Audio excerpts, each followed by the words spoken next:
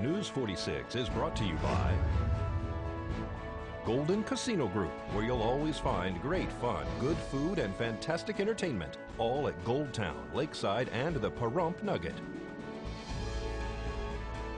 News is also brought to you by J.K. Nelson Law. Call 727-9900 today for your free consultation. If you need a lawyer, you need Nelson.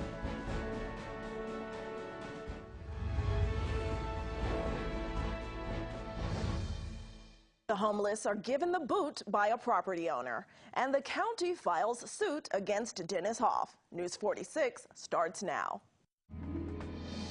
You're watching Kpvm News 46 with Deanna O'Donnell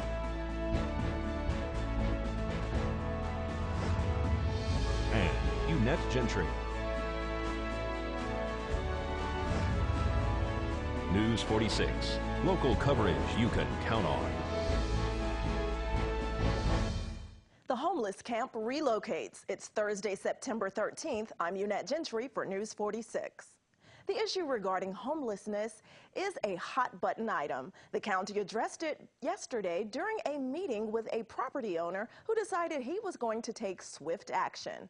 No notice to move off the land left volunteers to take the full brunt force. More than 40 residents in the homeless camp behind the Pahrump Nugget were ordered off the property immediately, or they'd be sent to jail.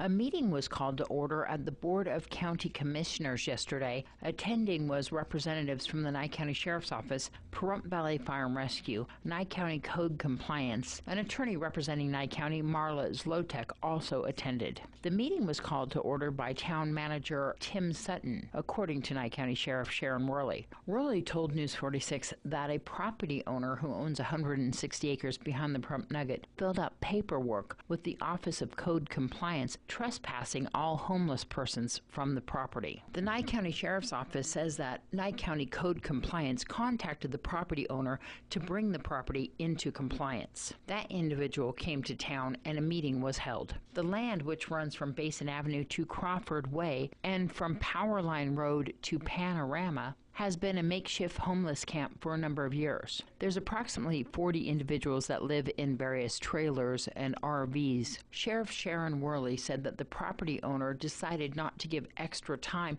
which was an option for him, to remove the individuals from the corporate-owned land. The dispute seemed to boil down to whether the homeless had squatters' rights or, in fact, if they were trespassing. The district attorney's office decided that, in fact, they were trespassing. The individuals on the property had till 8 p.m. last night to move off the land or be arrested. Volunteers from Covenant Lighthouse Church helped move some of the trailers to a different location, which is off of Basin Avenue and Higley Road. This property, we're told, is owned by a different private landowner. We spoke to Nancy Brown from the Covenant Lighthouse Church last night.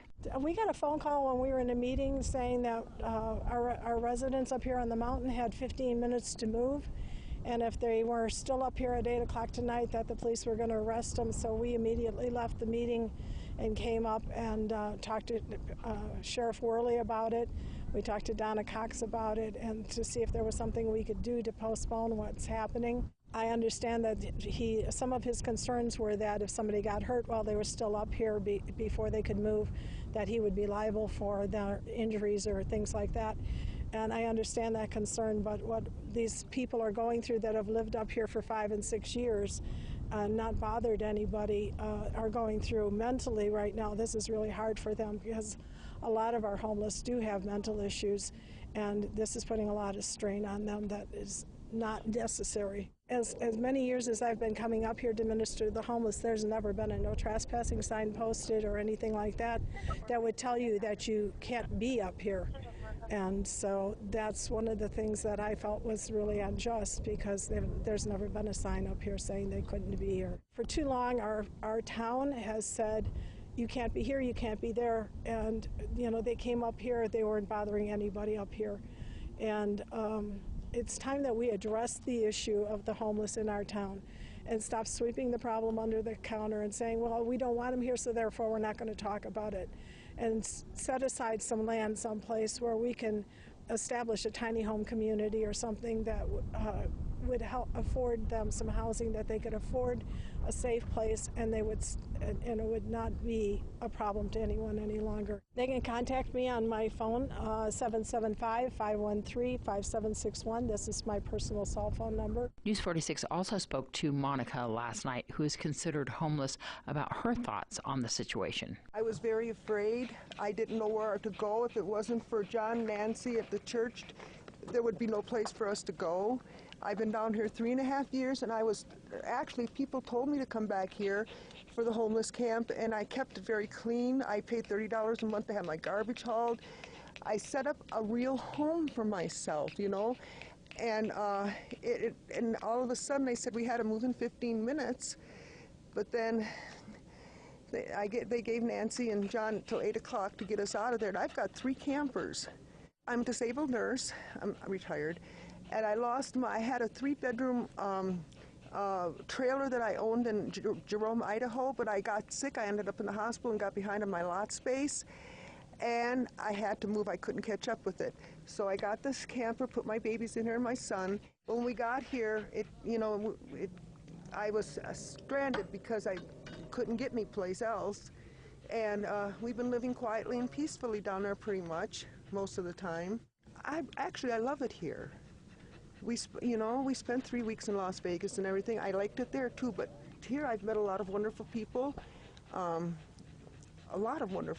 Sheriff Worley and Donna and Nancy and John and so many around, you know. And believe it or not, there's a lot of people that do need help, and I send them right down there by Nancy and her church. There was a free legal clinic at the Nye County Courthouse today on Basin Avenue for the residents to receive advice on their legal rights.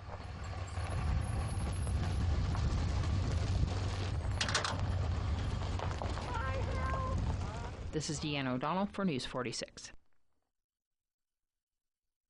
Nye County has filed a lawsuit against Dennis Hoff for pictures that he allegedly took during a recent federal court hearing in Las Vegas with county officials. The brothel owner and assembly candidate winded up posting those pictures to Twitter after he won the temporary injunction to reopen his brothel in Crystal, Nevada during their hearing.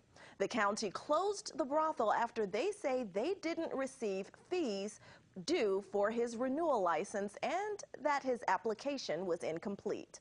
Hoff responded that it is Nye County's fault because they sent the application late. The judge agreed. However, the county has now responded with a notice of violation, citing what they call illegally captured photographs taken by Hoff before the court hearing.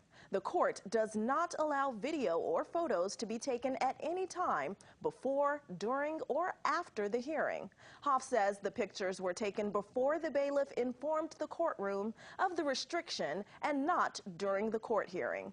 They say there are signs notifying all entering the courtroom of that order. Hoff's assistant, Zach Hames, told News 46 that they were not aware that the restriction had anything to do with before or after the hearing, and they were unaware that you could not post them on social media.